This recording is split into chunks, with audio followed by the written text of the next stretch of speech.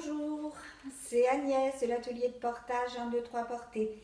Je voulais vous parler aujourd'hui d'un petit porte-bébé qui est une sorte de combinaison entre un porte-bébé, une écharpe et des anneaux comme dans le sling. Alors il s'agit du porte-bébé Koala de la marque Baby Care. Alors pour l'enfiler c'est très simple, hein. On l'enfile comme un vêtement, comme un t-shirt. Alors je vais passer mes bras. Et je vais passer ensuite la tête. C'est un exemple hein, pour l'enfiler. Rien de... Il n'y a pas un protocole particulier. Voilà. Et ici, je me retrouve avec deux pans de tissu. Donc les pans de tissu sont cousus de chaque côté avec des plis. Alors, il s'agit d'un tissu élastique dans un sens, pas dans l'autre. Donc je vais obligatoirement avoir 3 couches sur le bébé à la fin du portage. Alors pour vous montrer, c'est la troisième partie, elle est libre du porte-bébé.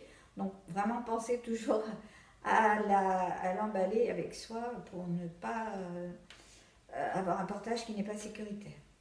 Voilà.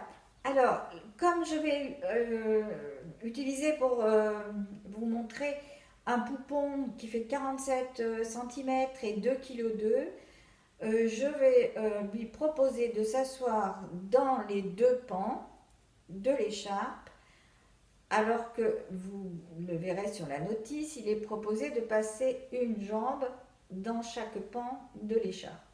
Mais étant donné que je considère que c'est un tout petit bébé, je vais respecter l'écart de ses jambes et donc le faire installer sur la croix. Je vous montre. Alors, voilà mon poupon. Je vais l'amener sur mon épaule. Bien essayer de lui faire prendre une position déjà un petit peu accroupie. Et je vais passer ma main. Alors, j'écarte le bébé volontairement de moi. Je passe ma main au milieu de la croix. Je vais prendre ses pieds et faire glisser le bébé au milieu dans un axe vertical.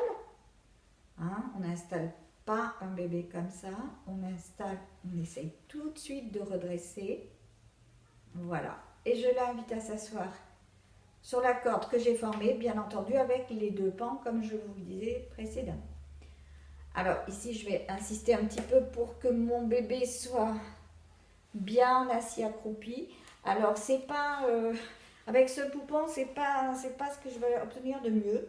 Enfin en tout cas, on vise toujours à obtenir cette bascule du bassin du bébé afin que sa tête repose sur la partie dure de notre thorax. Voilà. Alors ensuite, je vais remonter chaque pan sur le dos de mon bébé en couvrant au maximum d'une épaule à l'autre, tout en gardant le tissu d'un genou à l'autre sous ses fesses. Enfin, voilà. Je ramène l'autre pan, comme ceci. Et je vais ensuite procéder au serrage.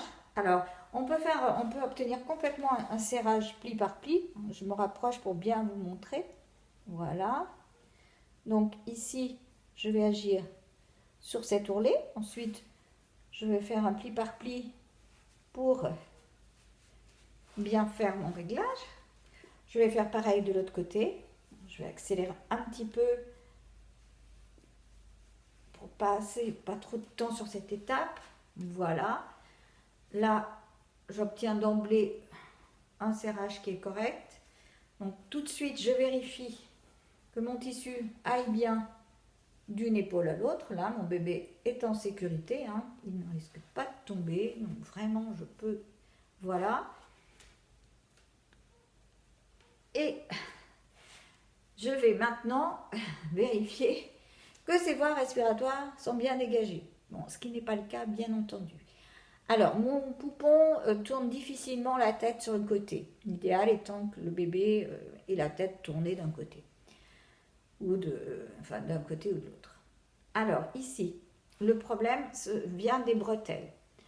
Alors, je n'ai pas fait de volte, je n'ai pas un petit lien sous la main qui me permet de dégager ces voies respiratoires. Je vais donc utiliser ce qui est à portée de main, c'est-à-dire les pans qui dépassent des deux anneaux. Vous voyez la longueur à peu près que ça peut faire, c'est pas très long. Je vais aller les amener vers la nuque de mon bébé, c'est-à-dire ici. Je vais passer ici, vous voyez, par-dessus, voilà, par-dessus le pan, et je vais le retirer comme ceci. Et je vais faire pareil de l'autre côté. Voilà. Alors je vais le chercher avec ma main, ou pas. Voilà. Et là, j'ai obtenu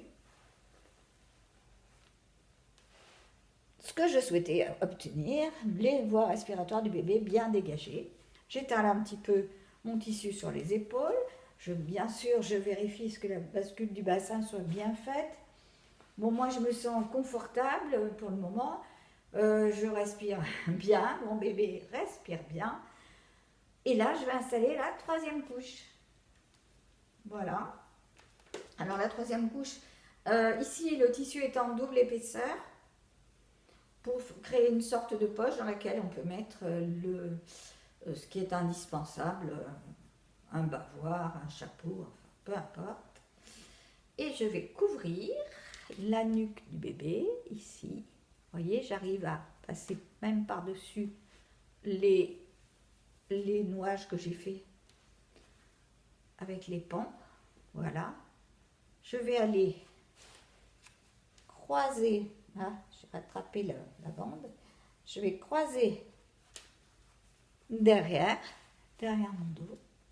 Vous voyez là, voilà. Je vais aller derrière mon dos.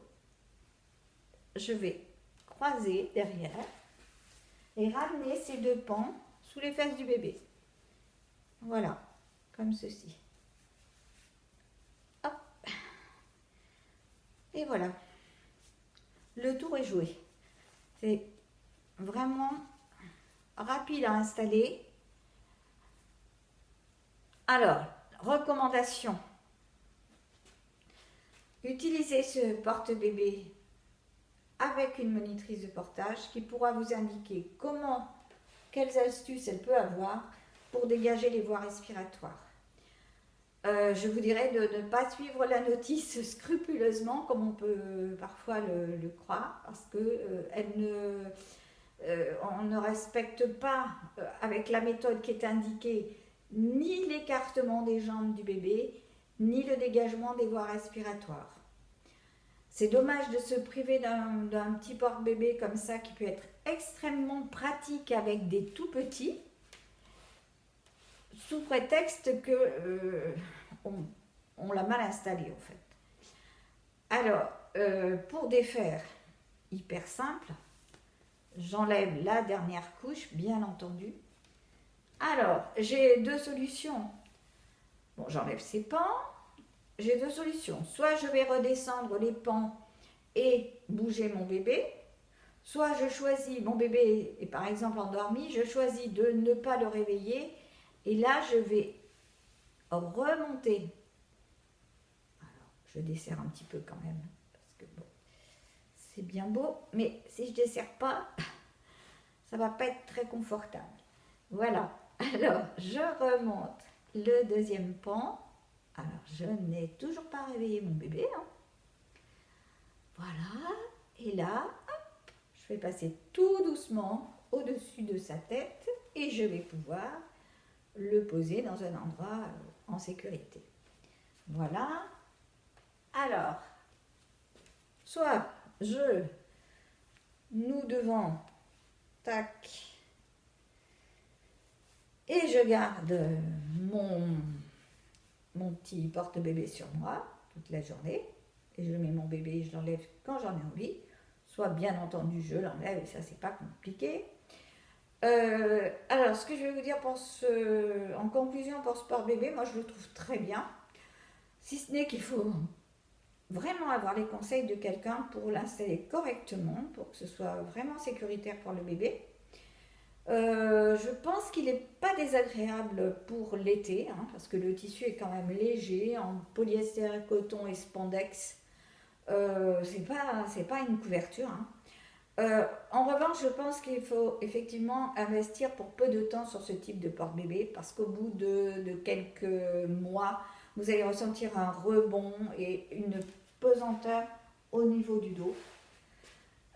C'est vraiment le porte-bébé à réserver aux tout petits bébés, mais je pense que le jeu en vaut la peine parce que on trouve peu de produits de ce type-là. Ça peut vraiment remplacer un t-shirt de peau à peau. Il ne s'agit pas s'habiller dessous et en fait rien ne se voit, hein. Il suffit hop, un petit croisé. C'est vraiment pratique, je pense, même dès la maternité. Voilà, j'avais plus un a priori, je dirais, négatif sur ce type de porte-bébé, mais je pense que ça peut être vraiment un outil intéressant. Voilà, bien écoutez, j'espère que cette vidéo vous a apporté un petit plus par rapport à ce qui était proposé pour ce porte-bébé. Et à une prochaine fois, j'espère. Au revoir.